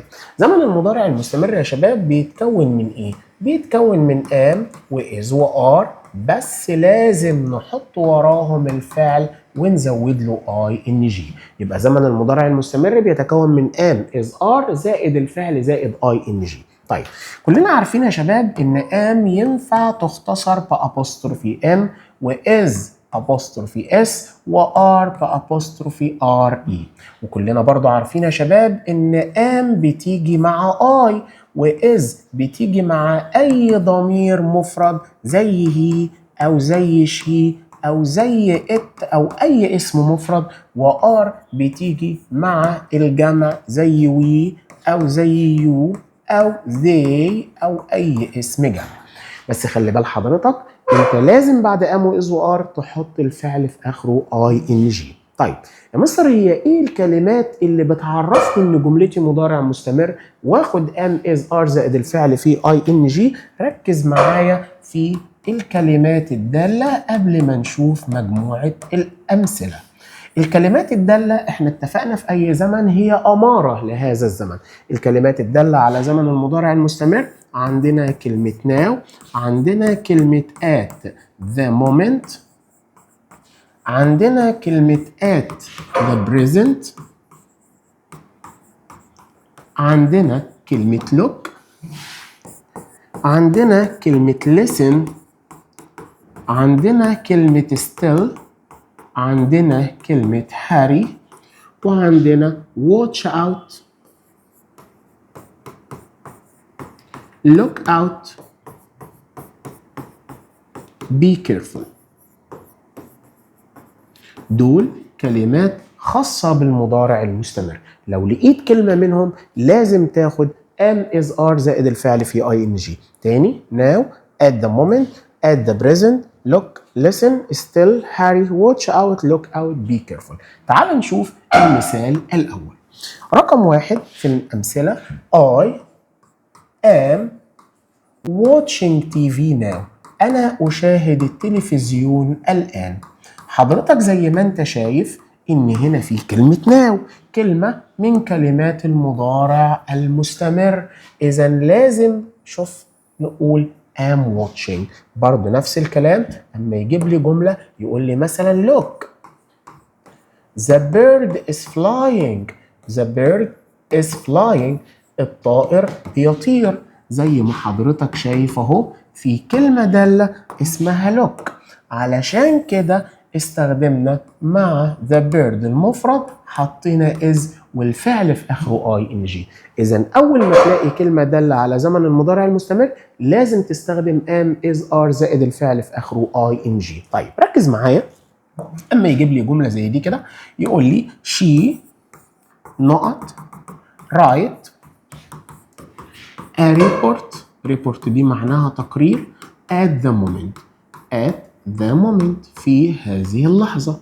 طيب حضرتك زي ما انت شايف at the moment كلمة دالة على زمن المضارع المستمر، يبقى انت لازم تستخدم الفعل رايت ده في المضارع المستمر. لازم نحط am وis وار ونحط له ing. طبعا شي بتاخد is، برافو عليك، ولازم نحط للفعل رايت ing. واحد يقول لي يا مستر ثانية انت نسيت حرف الاي. خلي بال حضرتك بقى من الملحوظة الجميلة دي، بيقول لك انه اذا انتهى الفعل بحرف الاي لازم تحذف الاي قبل ما تزود الاي ان جي. يبقى اي فعل اخره اي انت عاوز تحط له اي ان جي عادي، بس لازم تمشي الاي. قام اخرها اي مشيها وحط اي ان جي. رايت اخرها اي مشيها وحط اي ان جي. يبقى دلوقتي زمن المضارع المستمر بيعبر عن حاجه ما زالت مستمره وقت الكلام، وبيقول انه بيتكون من ام از ار زائد الفعل زائد اي ان جي. تعال نحل على الجزئيه دي. أول حاجة we نقط the lesson at this moment. خلي بال حضرتك now at the moment أو at this moment و at the present و look و listen و still و hurry watch out و look out و be careful كلمات مضارع مستمر. أول ما تشوفهم لازم تاخد am is are زائد الفعل في ing. طبعا we لازم تاخد are reading. بعد كده the boys are not in the park. هو الراجل كده فرض عليك ان في are اهي، يبقى لازم نحط وراها الاي ان جي، يبقى the boys are playing in the park. وائل نقط my car now. في كلمة دالة اسمها now، يبقى لازم احط المضارع المستمر am is are زائد الفعل في اي ان جي، وائل مفرد يبقى لازم اقول is repairing. طيب look خلي بال حضرتك look اهي هالة come over there. طبعا هالة مفرد هنقول is وهنقول بعدها coming. يا مستر الاي احنا اتفقنا ان الاي لازم نمشيها واحط اي ان جي. I am نقط watch TV now. في كلمة now اهي، يبقى دي مضارع مستمر، يبقى am عايزة وراها الفعل في آخره ing، يبقى أقول I am watching TV now. I can't enter the room because أنا مش قادر أخش الأوضة لأن الإيه the worker نقط it. طبعا بنت ات، انا مش قادر اخش الاوضه يا جماعه لان الايه العامل عمال بيدهن، ما انا مش عارف اخش الاوضه، يبقى هو مستمر في الدهان، يبقى لازم هنا استخدم المضارع المستمر. ذا وركر ده مفرد، يبقى لازم اقول از بينتنج، از بينتنج ات ناو. طيب يبقى كده المضارع المستمر اول ما الاقي كلماته الداله now at the moment at the present look listen still hurry watch out look out be careful اعرف ان الجمله مضارع مستمر، يعني am is are زائد الفعل زائد ing. النفي في المضارع المستمر ازاي يا مستر؟ النفي لازم تحط كلمه نوت، احنا كلنا عارفين النقطه دي، انا بنفي بكلمه نوت، معظم الازمنه بتنفي بكلمه نوت. طب احنا عندنا تكوين المضارع المستمر كان ايه؟ كان am وكان is وكان are وبعدهم الفعل في اخره ing. طيب انا بقى عاوز انفي. am هنقول am not watching، is تبقى is not watching، are تبقى are not watching او playing، اي فعل في اخره ing. يبقى كل اللي انا عملته حطيت not بعد am و is و are. تعالى مثلا نشوف المثال ده. she نقط not watch TV now.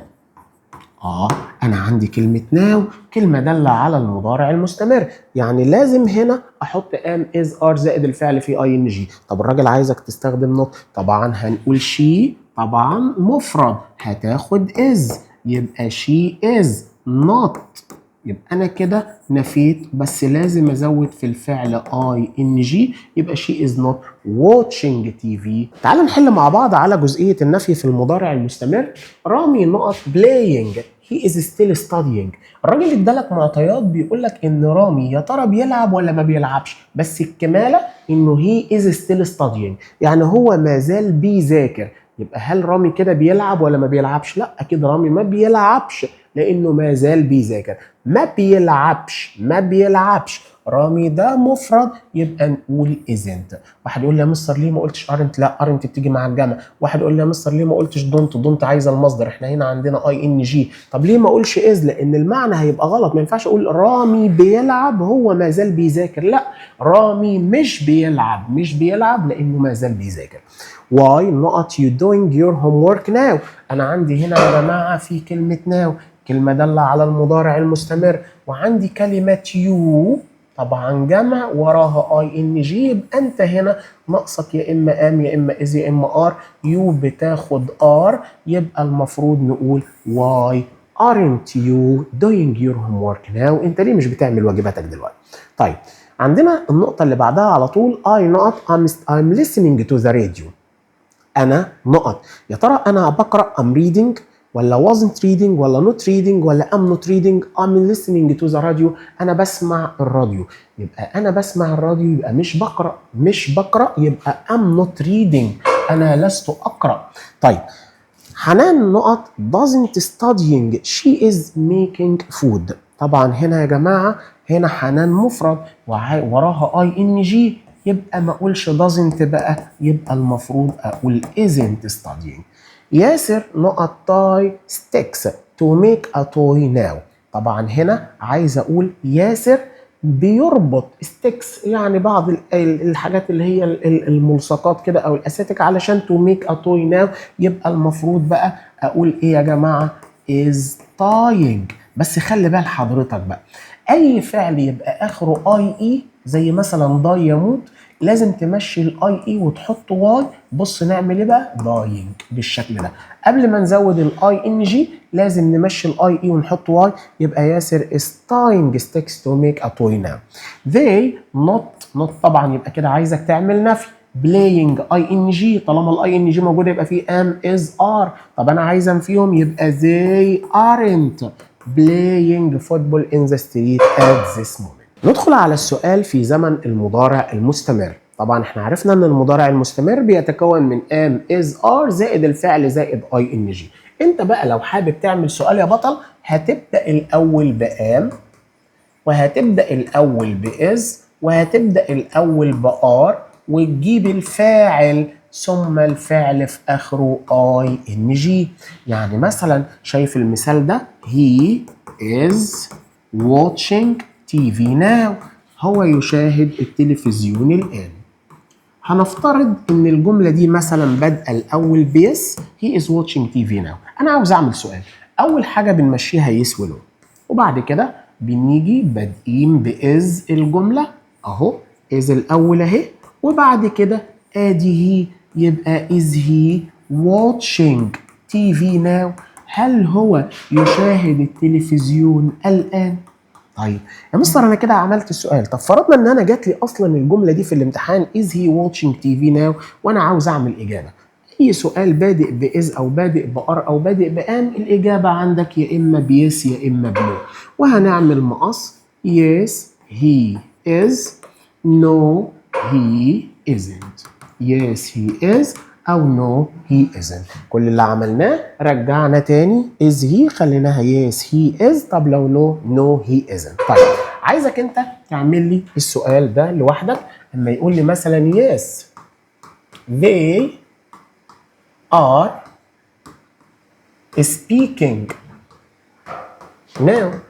ايوه هم دلوقتي بيتكلموا. المستر قال بنعمل ايه؟ برافو عليك. يلا اشتغل معايا في ورقه وقلم كده بسرعه.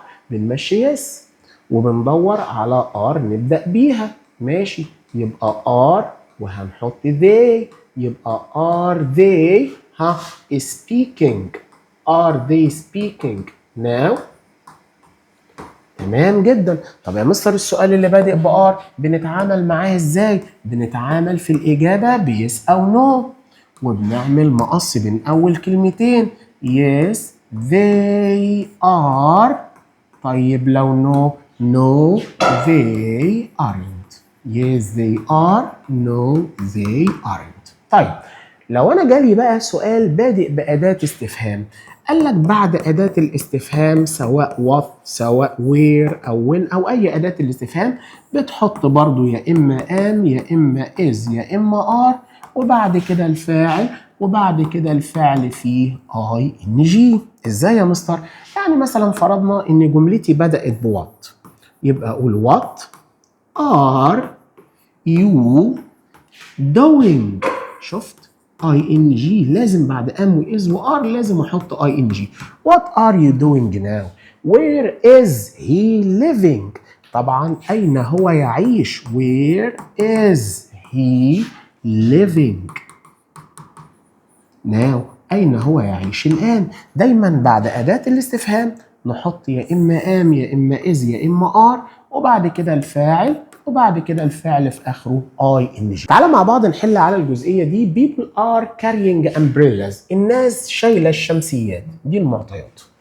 not it raining outside. هل هي بتمطر بره؟ مين اللي تيجي مع it ويجي معاها ING؟ برافو عليك. يا اما am يا اما is يا اما are. طبعا it هتاخد is مش هتنفع تيجي مع am ولا مع are.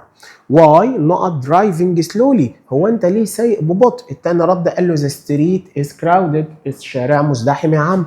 طيب why طبعا انا لما اعمل سؤال يبقى اقول why are you driving slowly؟ انت ليه سايق ببطء؟ are you driving slowly؟ what not for lunch now؟ هنا في كلمة now اهي يبقى الجملة دي مضارع مستمر يبقى لازم استخدم am is are زائد الفعل في ING. يبقى المفروض اقول what are you cooking for lunch now او what are you cooking for lunch now. هدى.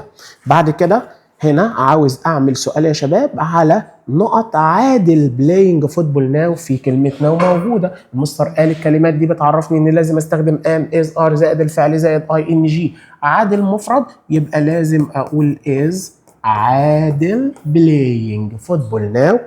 not the boys cook at the moment. ده سؤال طبعا ما ينفعش يا جماعة اقول the boys cook كده. ده مش سؤال. انا لازم استخدم am is are زائد الفعل في ING. يبقى نقول are الاول the boys علشان the boys جمع يبقى نقول are the boys ونقول cooking وبعد كده at the moment why not you are waiting here. طبعا احنا اتفقنا بعد أداة الاستفهام لازم احط am او is او are، يبقى why are you waiting here. كده احنا خلصنا زمن المضارع المستمر. دلوقتي ميعادنا مع زمن المستقبل البسيط. بيتكون من ايه؟ كلماته الدالة ايه؟ تعالوا نشوف مع بعض. المستقبل البسيط يا جماعة بيعبر عن حاجة لسه هتحصل في المستقبل، شيء هيحدث في المستقبل. المستقبل يا جماعة بيتكون من كلمة will واختصارها apostrophe ll، والنفي كمان بالمرة won't، وكل ده لازم يجي وراه الفعل في المصدر، يعني فعل بدون أي إضافات. طيب will دي يا مستر أو apostrophe ll أو الاختصار apostrophe ll أو won't بيجوا مع إيه؟ بيجوا مع كل الضمائر سواء المفرد منها وسواء الجمع. طيب هو احنا ازاي يا جماعه بنعرف ان الجمله عندنا مستقبل؟ اما بلاقي كلمه من كلمات المستقبل الكلام ده، زي كلمه tomorrow. tomorrow دي يا جماعه معناها غدا، زي كلمه next دي معناها القادم، زي كلمه in the future يعني في المستقبل،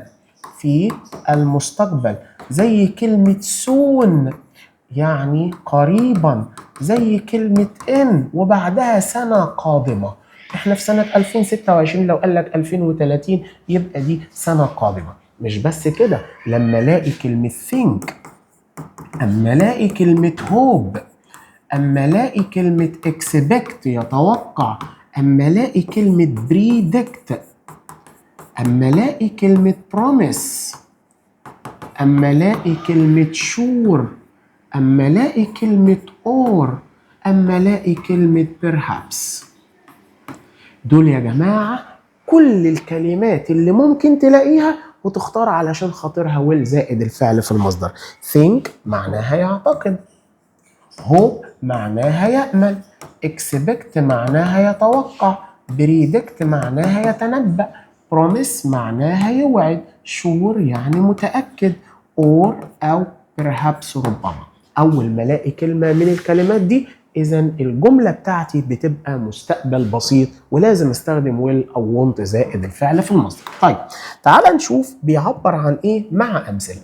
رقم واحد يا جماعة، كلمة will زائد الفعل في المصدر بتتكلم عن حاجة اسمها حقيقة مستقبلية. يعني ايه حقيقة مستقبلية؟ حاجة انت متأكد من حدوثها في المستقبل بنسبة 100%، زي مثلا الأيام وزي مثلا الأعمار. مش فاهم يا مستر يعني ايه؟ هقول لحضرتك على حاجة.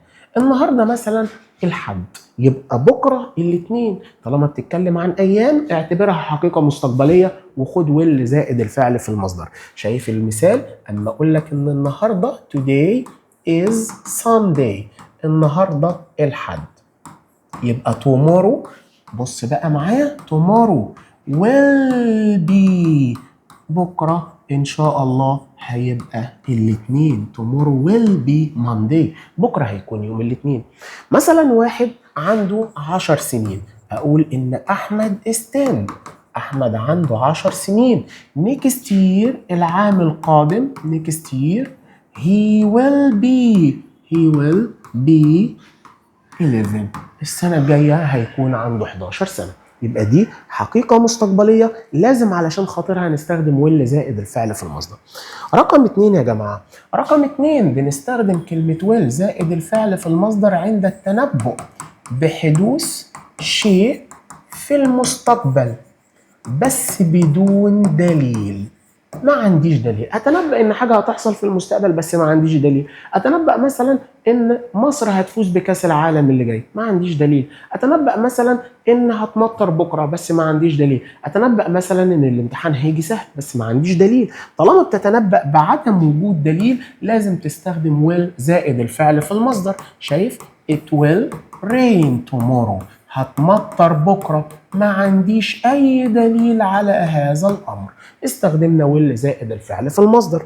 رقم 3 بنستخدم will زائد الفعل في المصدر يا شباب عند اتخاذ قرار سريع وقت الكلام، يعني بتكلم واخد قرار. ازاي يا مستر مش فاهم؟ يعني مثلا يا جماعه بتكلم بقول يا جو حر انا هفتح المروحه، يبقى ده اتخاذ قرار سريع وقت الكلام.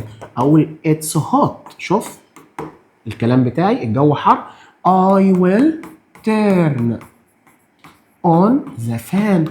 انا هفتح المروحة. يبقى اتخذت قرار بفتح المروحة بعد ما اتكلمت الاول.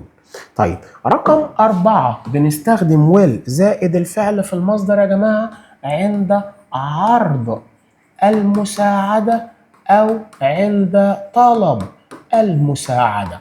أنا دلوقتي عايز أعرض عليك مساعدة، شايفك أنت مش عارف تفتح الموبايل، شايفك مش عارف تحل سؤال، بعرض عليك المساعدة، أعرض بويل. أقول إيه بقى؟ أقول لك ما تقلقش ما تقلقش. I will help you. I will help you with your homework. في الواجب بتاعك، انا هساعدك في الواجب بتاعك ما تقلقش. شفت استخدمنا ويل زائد الفعل في المصدر. طبعا احنا هنا مختصرين ويل بأبوستروف ال زي ما انت عارف. طيب انا بقى اللي عايز مساعدتك، ممكن تساعدني. اقول لك will you help me with my homework. ممكن تساعدني في واجبي. Will you help me with my homework؟ هل ممكن تساعدني في واجباتي؟ بص استخدمنا ايه برضو؟ will زائد الفعل في المصدر. طيب تمام جدا. يبقى يا جماعه بنستخدم will زائد الفعل في المصدر لو بتكلم عن حقيقه مستقبليه، التنبؤ بحدوث شيء وما عنديش دليل، اتخذ قرار سريع وقت الكلام، عرض المساعده او طلب المساعده. تعال نحل على الجزئيه دي الاول يا شباب كده. المثال الاول I think منى نقط tomorrow morning. شايف هنا عندنا كلمه tomorrow وعندنا كمان كلمه think، يبقى لازم اقول will arrive. بعد كده we will نقط هرجادة in the next summer holiday. في كلمة next كلمة دالة على المستقبل، يبقى بعد كده لازم استخدم will زائد المصدر، والموجودة يبقى ناقص المصدر visit. summer will do her homework and نقط shopping. طبعا and احنا عارفين ان اللي قبلها زي اللي بعدها. بص احنا عايزين ايه الفعل اللي بعد and، لازم تسرح كده وتشوف ايه الفعل اللي قبل and. هوم ورك مش فعل، هير مش فعل، دو فعل بس جاي فعل في المصدر علشان جاي بعد ويل، يبقى لازم هنا يكون الفعل برضو في المصدر، يبقى لازم نقول جو. احنا عرفنا جبنا الجملة دي ازاي؟ من and الفعل اللي بعدها طالما ناقص اعرفه من الفعل اللي قبلها. انا لقيت اللي قبلها الفعل will do ده فعل في المصدر، يبقى هنا لازم اقول جو فعل في المصدر. طيب تعال نشوف الجملة رقم 4. تامر نقط 15 years old next week. تامر هيبقى عنده 15 سنة السنة الجاية. أنا بتكلم هنا عن عمره، في next يبقى لازم أقول will be. I think it will not rain tonight. خلي بال حضرتك في think اهي، يبقى خلي بالك، يبقى الجملة دي مستقبل بويل. will زائد ايه؟ will زائد الفعل في المصدر. منى is knocking. منى بتخبط، انا هقوم افتح الباب، يبقى ده اتخاذ قرار سريع وقت الكلام. قلت الاول يا جماعة منى بتخبط، انا هقوم افتح الباب، يبقى اتخاذ قرار سريع وقت الكلام، يبقى اقول will open. بعد كده عندنا حمزة، يعني يا حمزة قمة دي معناها يا، أنا هساعدك في واجباتك، يبقى ده اسمه عرض المساعدة. ما تقلقش يا حمزة أنا هساعدك في واجباتك، يبقى لازم أقول will help. تعالى دلوقتي بقى نشوف إزاي نعمل سؤال في زمن المستقبل. المستقبل يا جماعة will زائد المصدر، هستخدم will برضو في السؤال. كل اللي انت حضرتك هتعمله إن انت هتبدأ بويل الأول، وبعد كده الفاعل، وبعد كده الفعل في المصدر بدون أي إضافات، يبقى أنت كده كونت سؤال مثالي.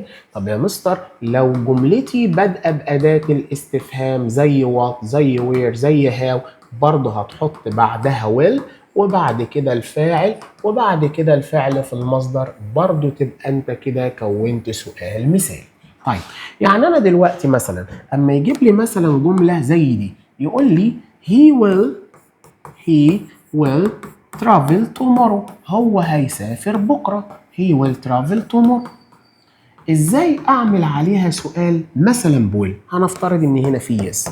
احنا اتفقنا بنعمل ايه يا شباب؟ بنمشي يس الاول، وبعد كده باجي هبدأ بكلمة ويل الاول الجملة، يبقى ويل اهي، وبعد كده الفاعل اللي هو هي، يبقى will he travel will he travel tomorrow. هل هو هيسافر بكرة؟ يبقى انت كده عملت سؤال مثالي، بدأت بويل وبعد كده الفاعل وبعد كده المصدر. طب عايز اقول بقى متى هو هيسافر؟ انا همشي بقى كلمة tomorrow، يبقى هبدأ بكلمة when متى، وبعد كده هحط will، يبقى when will بعد أداة الاستفهام بنحط will، بعد كده الفاعل he، when will he travel متى هو سوف يسافر. يبقى الإجابة كلمة tomorrow مش هاخدها معايا. يبقى أنت دايما تبدأ سؤالك يا إما بويل وبعد كده الفاعل والمصدر، يا اما باداه الاستفهام الاول وات او وير او هاو او وين او واي، وبعد كده ويل وبعد كده الفاعل وبعد كده المصدر. تعال نشوف جزئيه الاسئله الخاصه بتكوين السؤال. Will you visit أسوان؟ will السؤال بادئ بويل، يبقى الإجابة يا إما yes I will يا إما no I won't، يبقى yes I will. بعد كده who نقط أحمد at the airport tomorrow. الجملة يا جماعة بادئة بأداة استفهام، وعندي كلمة tomorrow كلمة دالة على المستقبل، يبقى لازم أستخدم will زائد المصدر will meet أحمد. بعد كده نقط come to my birthday party next week او نيكست ماندي. طبعا هنا يا جماعه الجمله فيها نيكست، يبقى الجمله داله على المستقبل، كلمه داله على المستقبل، يبقى لازم استخدم ايه؟ انا بعمل سؤال، ما اقولش يو ويل، لا اقول ويل يو. بعد كده when will you، ادي when وبعد كده will وبعد كده الفاعل، يبقى انت ناقصك هنا الفعل في المصدر فقط، يبقى لازم نستخدم الفعل arrive. بعد كده تعال نشوف تصحيح الخطأ. نقط does Amin help his little sister tomorrow؟ طبعا احنا عندنا هنا كلمة tomorrow يبقى كلمة مستقبل، مش هينفع اسأل بداز، امال بنسأل بايه في المستقبل؟ بنسأل بويل. How are you travel to Luxor next week؟ طبعا next week كلمة دالة على المستقبل، مش هينفع نسأل بار، امال بنسأل بايه؟ بنسأل بويل. Do you think؟ طبعا think من كلمات المستقبل. we will living in smart cities in the future. طبعا will عاوزة الفعل في المصدر، يبقى هنقول live مش هنقول living. كده يا شباب احنا خلصنا زمن المستقبل البسيط، الحمد لله.